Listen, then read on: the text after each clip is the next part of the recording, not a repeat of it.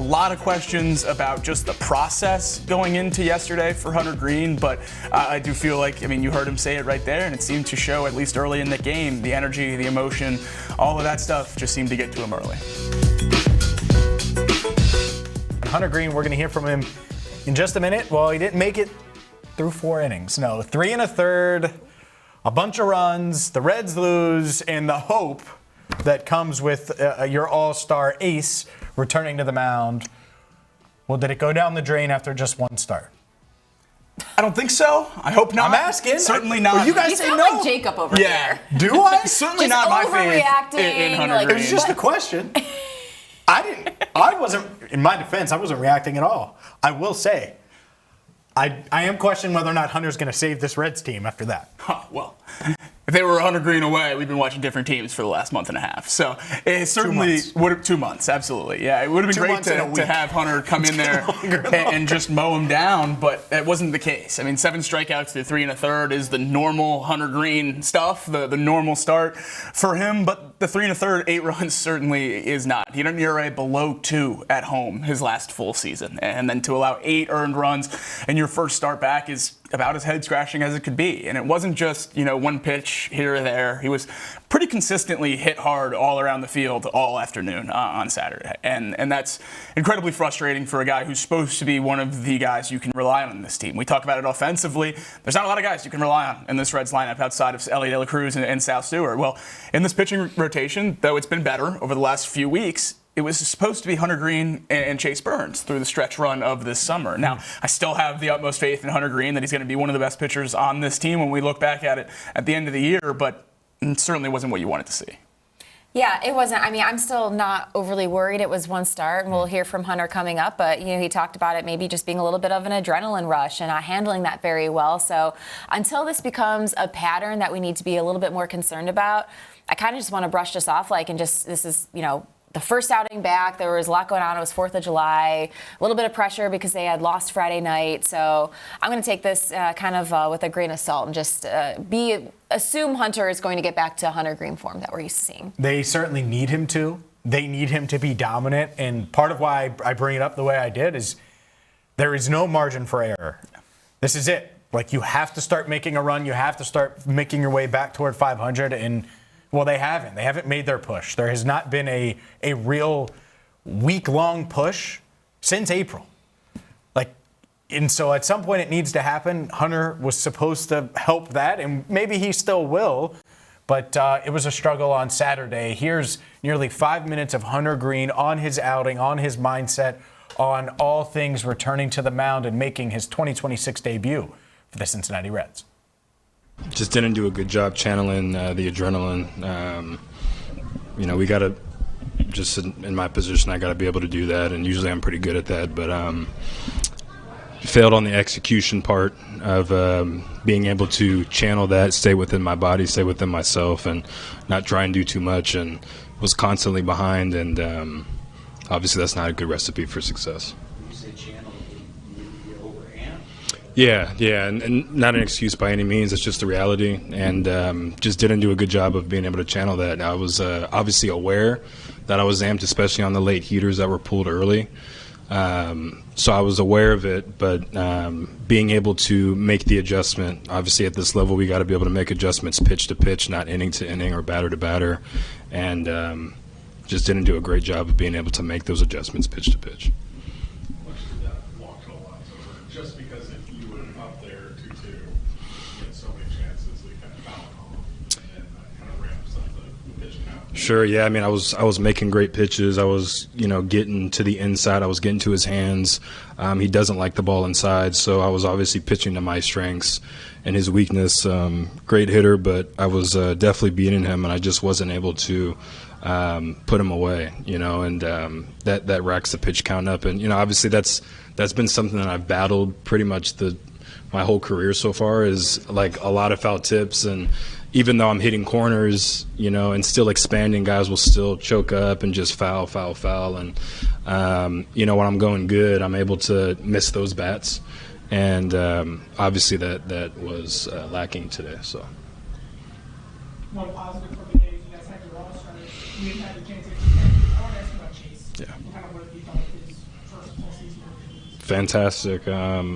He's extremely mature as a pitcher. I think his upbringing through college, the people that he's been around, but obviously him being a good enough student to pick up what he needs to do to be able to be the best version of himself. He's done a really good job at that. And, I've always just tried to be there for him, and hopefully I'm not a broken record with him where I'm trying to say, hey, this is what I felt, or hey, this is what I've been through. But I see myself so much in him, not just as the player, but as the person as well. So I'd be doing him a disservice if I wasn't there for him, or I wasn't trying to help him with certain learning curves and trying to navigate the big leagues and be dominant. And he's done such a great job. I'm not taking any credit for it by any means. He's his own man, and he's done just a really good job navigating everything, especially not having the workload like through the minor leagues where he's thrown 150, 180 plus innings, in a season. He hasn't been able to do that, but he's transitioned really well at this level on staying competitive and continuing to just dominate and trust himself. So I'm extremely I don't like to say proud, because I feel like when people say I'm proud of you, you're almost like taking credit for it. I'm happy for him, and he deserves it. And it's definitely not going to be his last All-Star. So for him to be tapped as that today, it was great, because I thought I missed the meeting. Usually, there's a meeting held, and but I think there was a timing thing with pitchers being announced later, which I think it was like during the game or something like that. But it worked out. As soon as I showed up to the field, Sal and Chase were told, I think you guys were there about to interview him. So the timing worked out where I was, there to be able to congratulate him. And so just very, very happy for him. And same goes for Sal.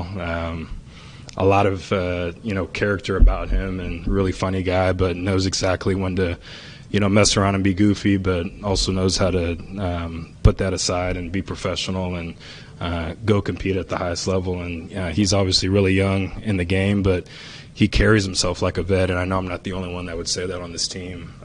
Obviously, he's got other mentors that have helped him, give him a really good perspective on the game on and off the field, and he's just in a really good place holistically as a player and a person. So I think he's going to be in great, in a great just place overall.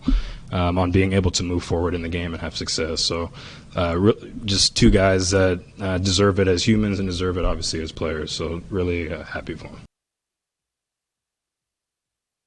Explaining, what in the world went wrong in that fourth inning against the Orioles? Look, the Reds got off to a poor start, and then they rallied a little bit, took the lead, and then that fourth inning happened. And look, Hunter didn't look like Hunter.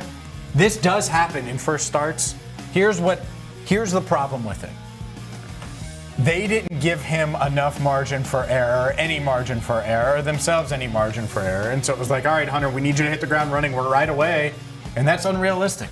And these outings happen for even the best pitchers in baseball. 3 1/3 innings, 7 hits, 8 earned, 7 strikeouts, 4 walks, and the home run that you saw there in his first game back. Not shocked that he struggled. I'm surprised it was this bad, but I'm not shocked that he wasn't ace Hunter Greene going 6 or 7 scoreless. Yeah, first 4 batters it reached, and then a home run there at the end after the pickoff. So, first inning, he allowed a run right out of the gate and then figured it out there for a little bit. 3 innings where I thought it was just going to be one bad pitch, really got through. Reds even took the lead early in the game, 4-3, and then the 4th inning came around. And it was that whole 4th inning. Everyone, they came to the plate. Even if it was a foul ball, it seemed like it was 100 off the bat. They were hitting him all over the field. And I think when I look at some of the underlying metrics for the start, what really jumps out to me is the fastball, which is what Hunter Greene has hung his hat on since he was on the cover of Sports Illustrated when he was 16 years old. It's been that 101-mile-an-hour fastball. Now, the velocity was there on Saturday, but just a 5% whiff rate. That whiff rate's usually hovering around the mid to high 40s, if not in the 50s, when Hunter Greene has his A-plus stuff. Also, only threw his splitter twice on Saturday.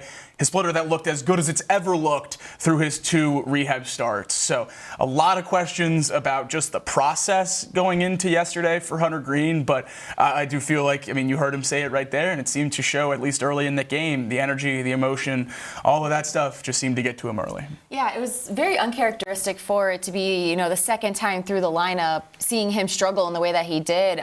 4 hits coming in, the second time through, gave up, 2 walks to 571 average. I mean, you look at just those numbers for just a year ago, second time through the lineup, Hunter Greene was holding those batters to a 200 average. So very uncharacteristic. And again, just hoping this is just kind of getting that first start out of the way, and Hunter will get back to Hunter form in his next start. What was it like seeing it in person? Bad.